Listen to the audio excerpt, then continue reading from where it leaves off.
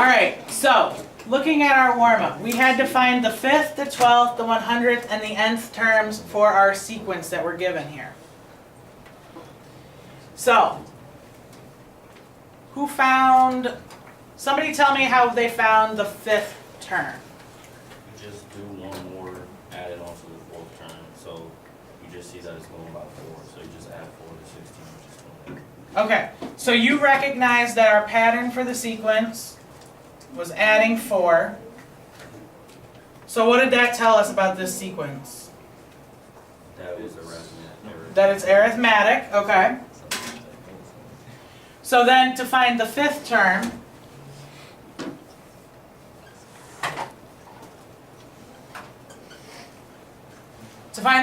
you said that you took what now? You just added 4 on 16. So you took the 16 and you added 4. Because the 16 was the 4th term. So The 16 was our 4th term. So to go one more term, you get 20. I'll say you could have used the formula, but it just took longer. So what's the formula? What A1. formula are we talking about? The A1 equals, and then the AN equals A1 plus times N minus N1 times D. Okay, so you're saying, so you said A1 equals whatever A1 happens to equal for our sequence, and then what? Then AN equals A1 plus parentheses N minus 1 times D. Okay. So for this, what equation is this?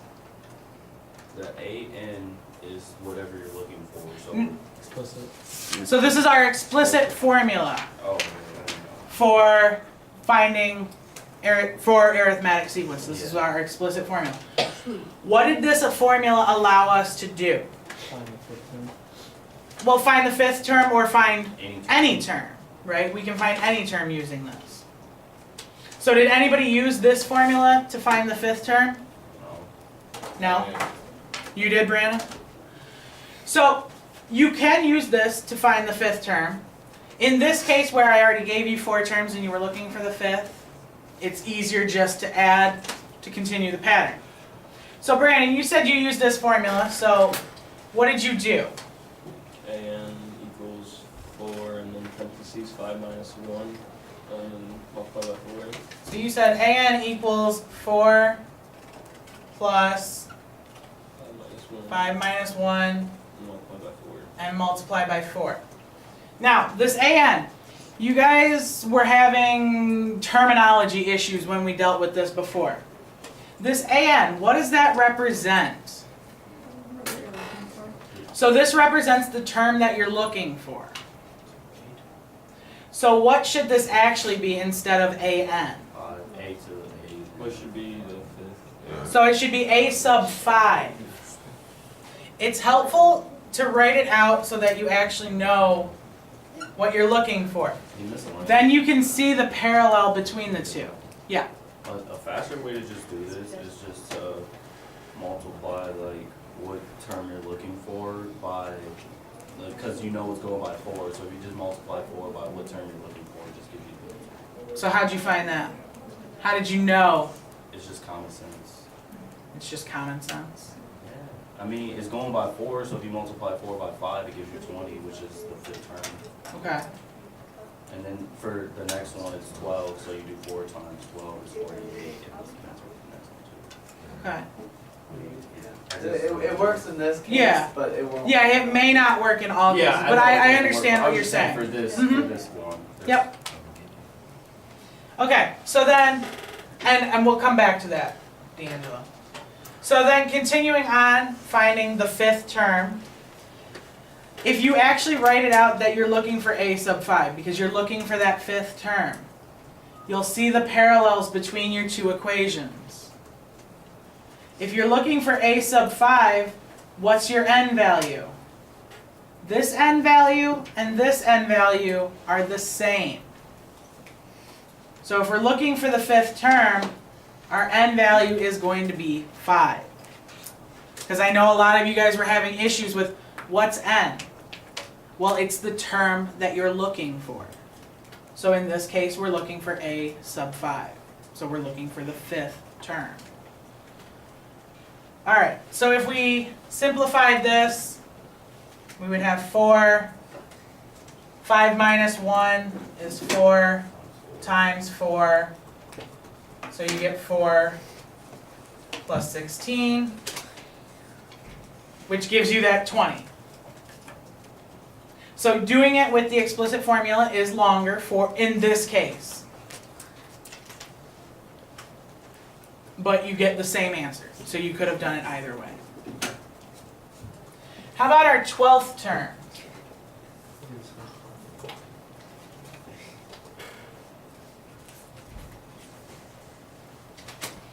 How do we find the 12th term? Same formula.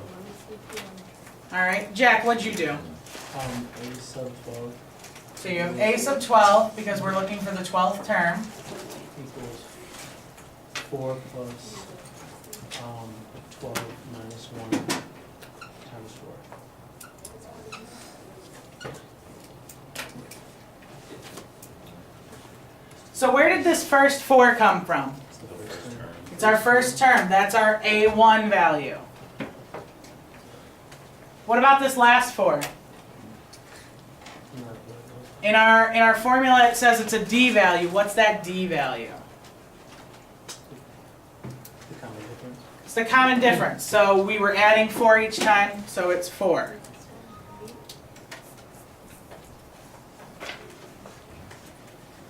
So then how do we solve this, Jack? 4 plus 11 times 4. Okay? So we get 30. 4 plus 44, which equals 48.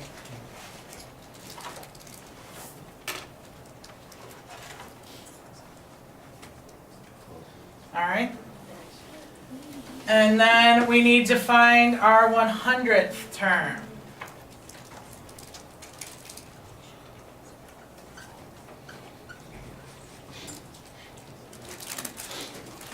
Elise, how do we find our 100th term? You do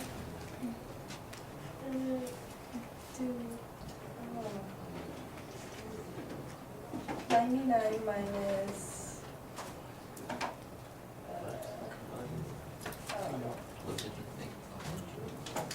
Dennis, do you want to help her? Yeah, All right, how do I find the 100th term? you do 100 minus A and A1 plus 4. What? 4 plus 100 minus 1. Okay, so 4. You forgot the A in. Which is A sub 100. Okay, so what am I doing? I have So 100. A sub 100, because we're looking for our 100th term. Yeah. What does that equal? 99 minus 1. I mean, 100 100 minus minus 99. 1 Oh. times 4. What's the whole? 4 plus 100 minus 1. So we have 4 plus 100 minus 1 Times D. times our D, which is 4. So then we all should be able to solve this. 99 times 4, 396 plus 4. All right. So those all should be fairly easy. Ladies. Now we need to find the nth term. And a lot of you guys were struggling with how to find the nth term.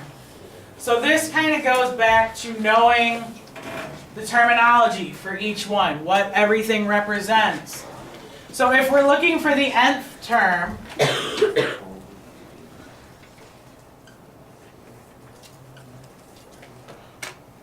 what does that mean? We found the 5th, we found the 12th, we found the 100th. Now we want to find the nth. Are we looking for a specific term? No. No. No, so we're going to write it generally.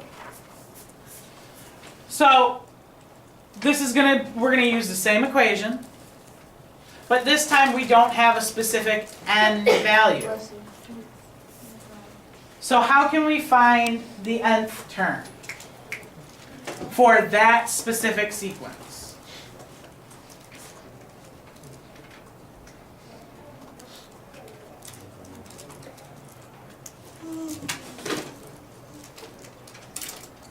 Any ideas, Felicity?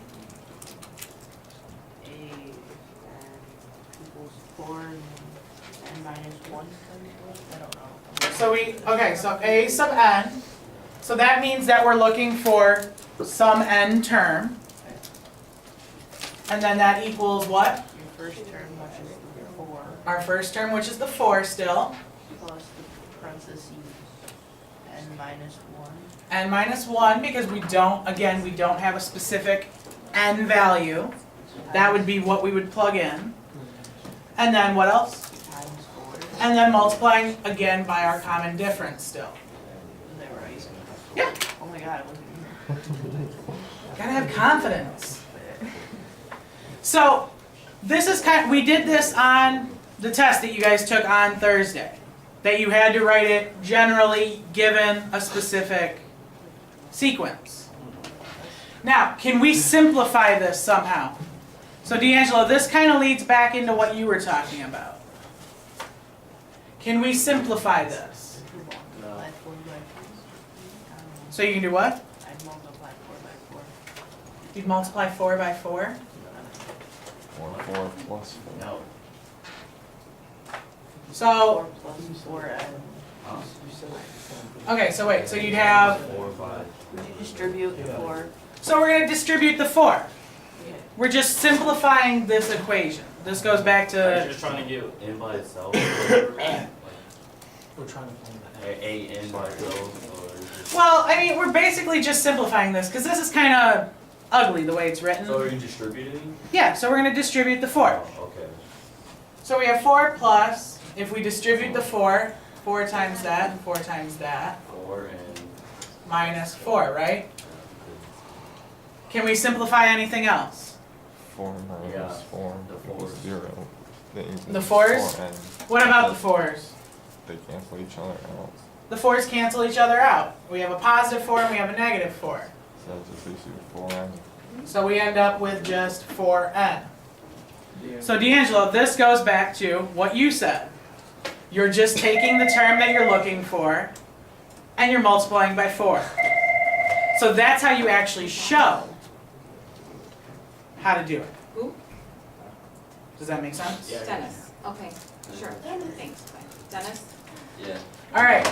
So you could either write, I think I'll call you. to find the nth term, you could either write it like this, or you can write it as the 4n. The 4n is just a nice kind of condensed version of it. So I need you guys to remember this explicit formula and how to find these terms. It's going to be excruciatingly important in this with this new stuff that we're covering today. So is it just an add-on to the stuff we were already doing? So this is so now we're going to kind of get into some of the new stuff. 4n. This was just the refresher over, we had 10 days off. This is what we did. You need to remember it. So next in our notes we have, we need to define again what a sequence was.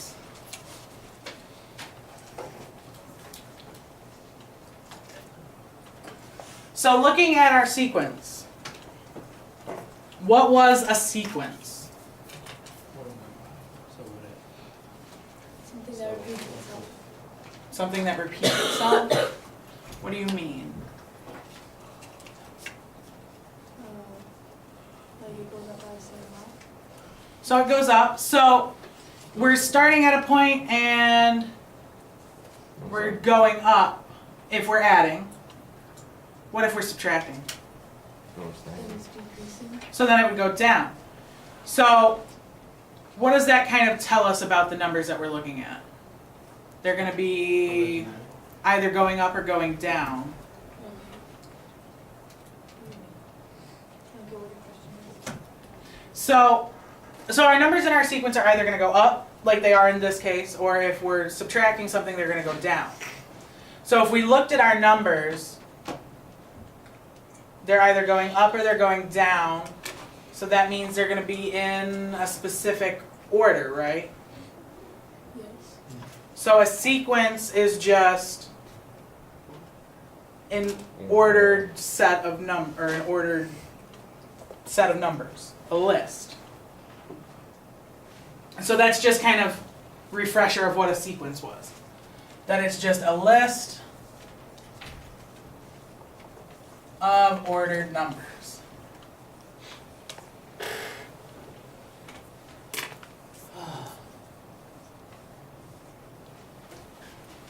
So that's what we've dealt with so far, are all sequences. So today, we're going to actually start looking at series.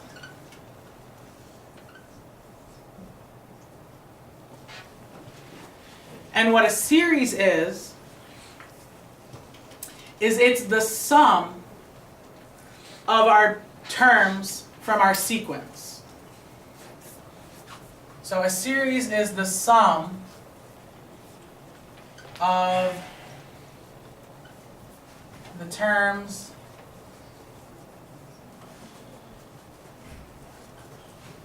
from a sequence.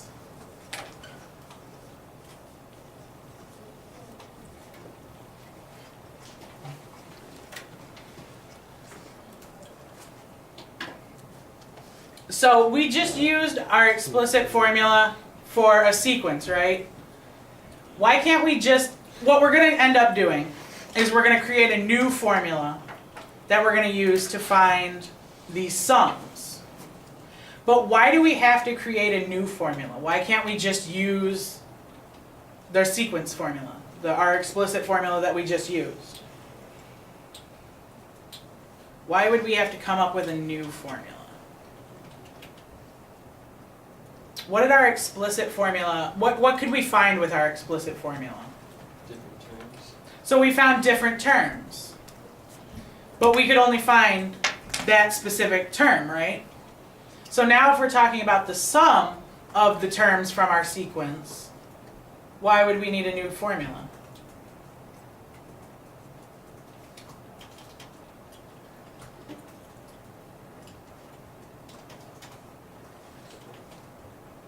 Because you're like trying to find like multiple things instead of just one. So now we want to find the sum of all of the terms. Yeah. So we have multiple terms now. We're not looking for just that one specific term. We want to know what the sum is of all of them. So that's why we're going to find a new formula. So before we get into actually finding the formula and using that, I want to talk about what a finite and an infinite series are.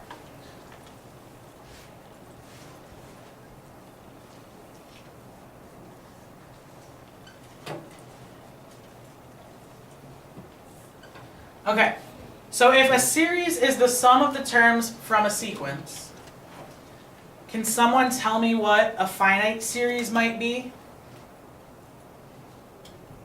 And if you don't know what a finite series is, can you tell me what finite means? Or if we're talking about infinite, what infinite means? Goes on forever. So infinite means that it goes on forever. So if we're talking about an infinite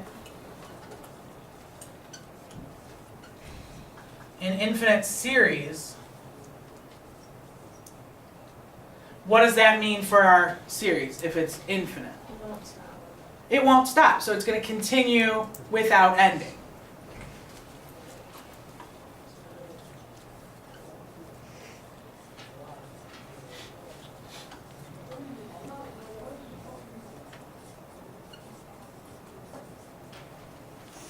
So an infinite series would continue without end. You would continue adding terms forever. So what does that mean for a finite series then? What does finite mean? Stops after like a certain period of numbers. So a finite series would eventually end. So that means that for a finite series we have a last term. So this is a series that ends, or has has an ending, which means that it has a last term.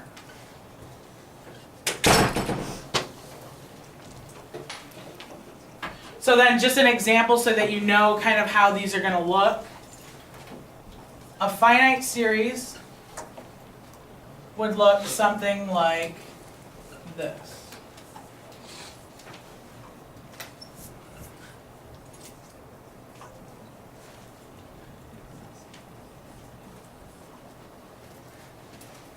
So we have a bunch of numbers that we're adding up, but it has an ending point. In this case, our last term is our 33 that we have there. Now, an infinite series would look like using the exact same series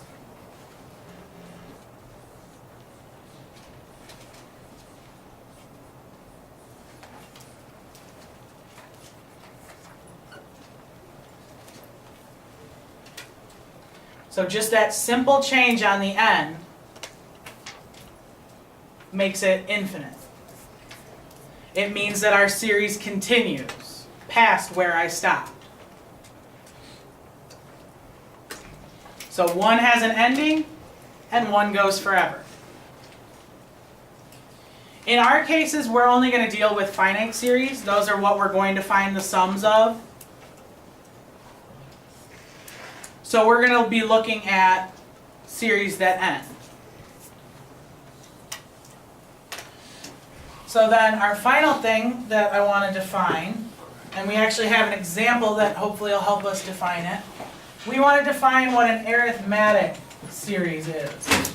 That's actually what the title of our section is today, so it's probably good that we define it. So we have arithmetic series. And the example on your paper is 5 plus 7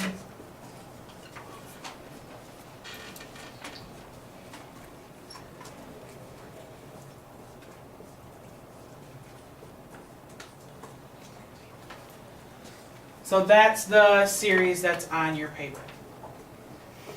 So knowing what a series is now, and we know what an arithmetic sequence is, so if we put them together, what do we think an arithmetic series is?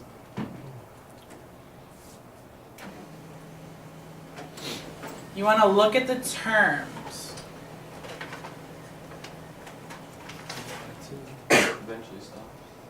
So it eventually stops, okay? But what do we notice about the terms?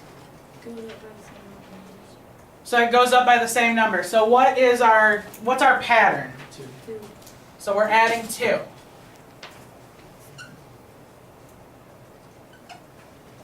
And what is that? What's that plus 2 again? What did we call that? Common difference.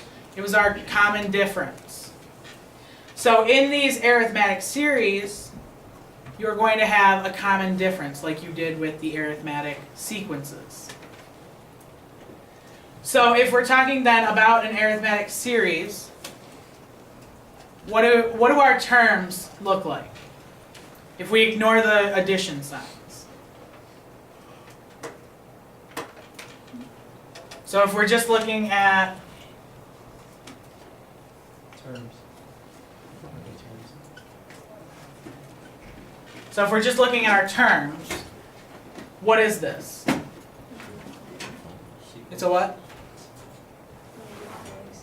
So it's an arithmetic sequence. So our terms from our arithmetic series form an arithmetic sequence. So that's kind of how we tell if we have an arithmetic series. It's a series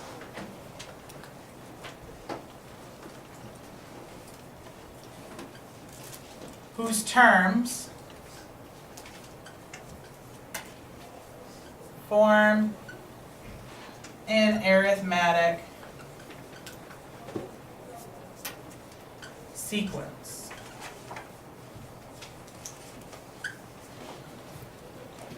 So when you're looking to tell if it's an arithmetic series, because like we did previously, you had an arithmetic sequence and you had the geometric sequence. We're going to have the same thing here. We're going to have arithmetic series and geometric series. So you're going to have to be able to tell the difference between the two. So you're always going to want to look at the terms and see what that common difference, or in the case of geometric, what the common ratio is. So it's kind of tying back into what we already did. D'Angelo and Christian, can you guys pay attention? So now, for this example that you guys were given, now I want you guys to actually find what the sum of that series is.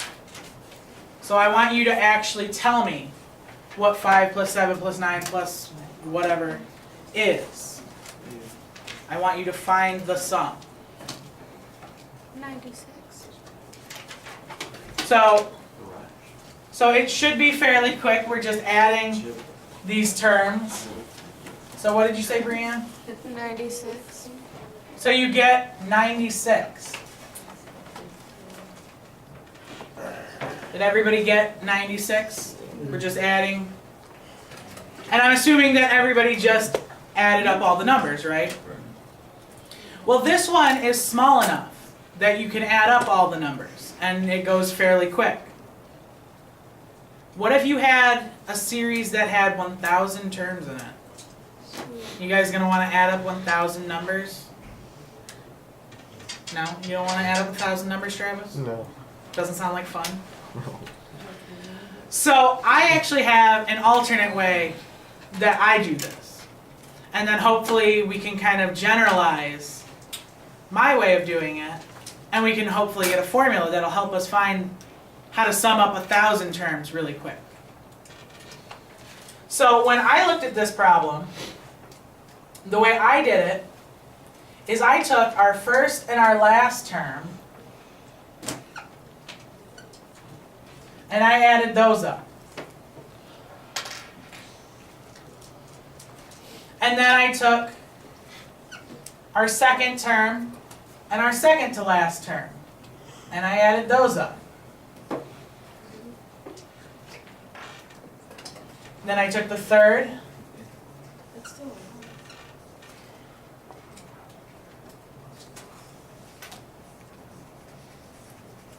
and then I took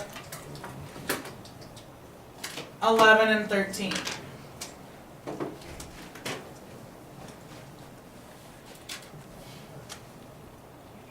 Now I actually could have done this quicker, but I want you guys to kind of follow along with the logic here of how it actually works. So I just rearranged how I added my numbers. I added them all up just like you did, but I rearranged it. So I took my 5 plus 19 is 24. And then I added that to the 7 plus 17, which is 24. And then I added 9 plus 15, which is 24. And then I added 11 plus 13, which was 24. So each of my additions gave me the same number when I added them. So then, instead of adding 24 4 times, I just took and I multiplied by 4. Because if I have 4 of the same thing, I can just multiply, and that's the same thing, right, as adding 4 times. So I got 96, just like you guys did.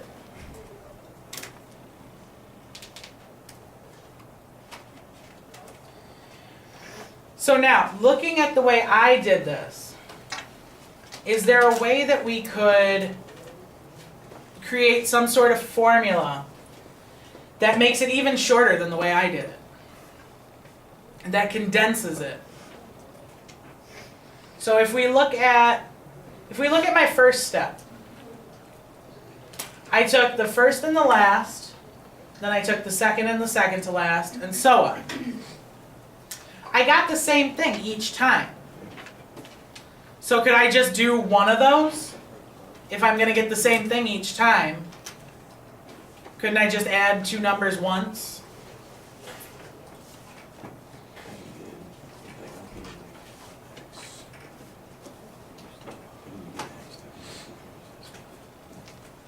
So what would be the easiest one to add if I'm looking at a series?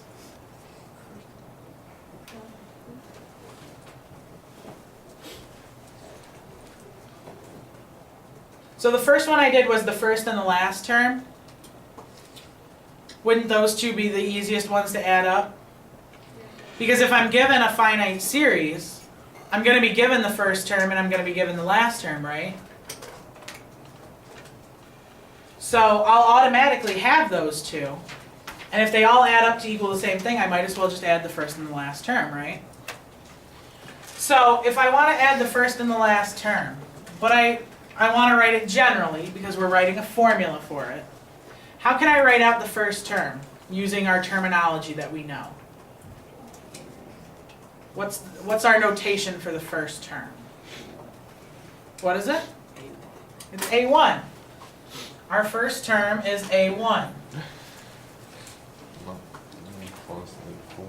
And then I want to add our last term. Now in this case, our last term is our 8th term in our sequence, or in our series. But if we want to write it generally, how can we write our last term in general terms? So we can write it as AN. And whatever our last term happens to be, that's what AN would be. Okay, so that's this part. That gets us this addition. So again, we're gonna have a certain number of those now. So in my case, I had 4 of them. And that's why I multiplied by this 4 down here. Where does that 4 come from?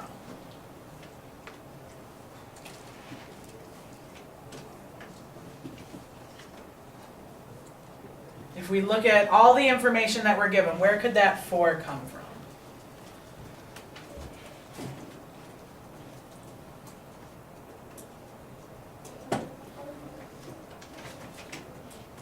Looking at the pairs, From where? like the grouping.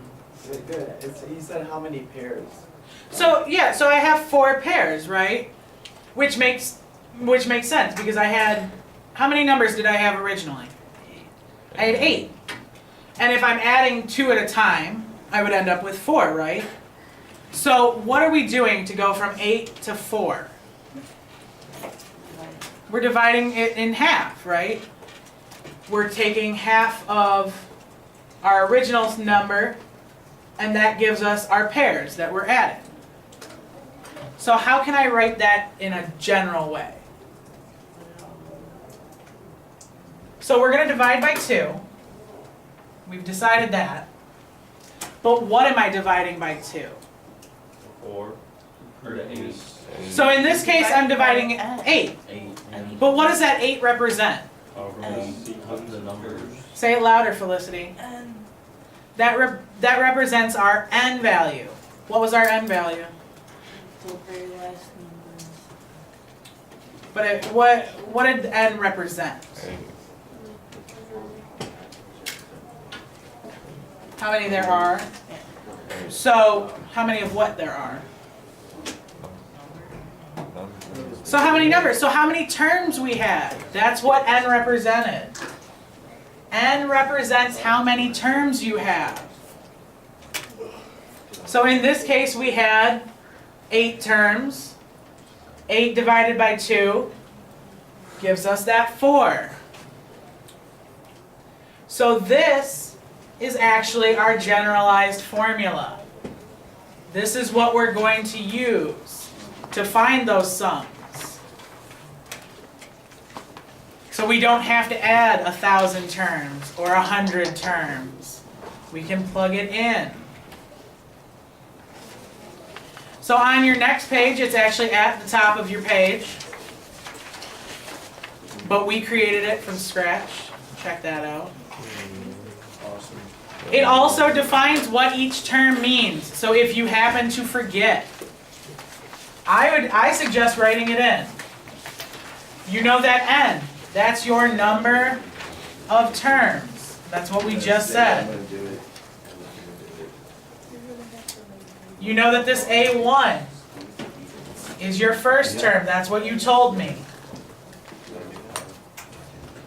And this AN value is going to be your last term.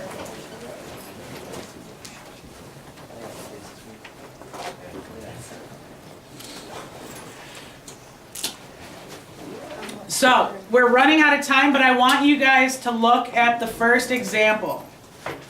It says, what is the sum of the even integers from 2 to 100? If we want to solve that using our new equation that we just made, what values are we going to need to plug in? What do we need to find in order to use this formula? So we need to find our first term, so we need to find our A1 value. What else do we need to find? Your last term. We need to find our last term, so that's our AN value. And then what else do we need? Number of terms in whole sequence. We need our number of terms, so we need our N value. So I want you guys to start finding these and see if you can solve example 1 on your own. And then we will work on it tomorrow when we start class.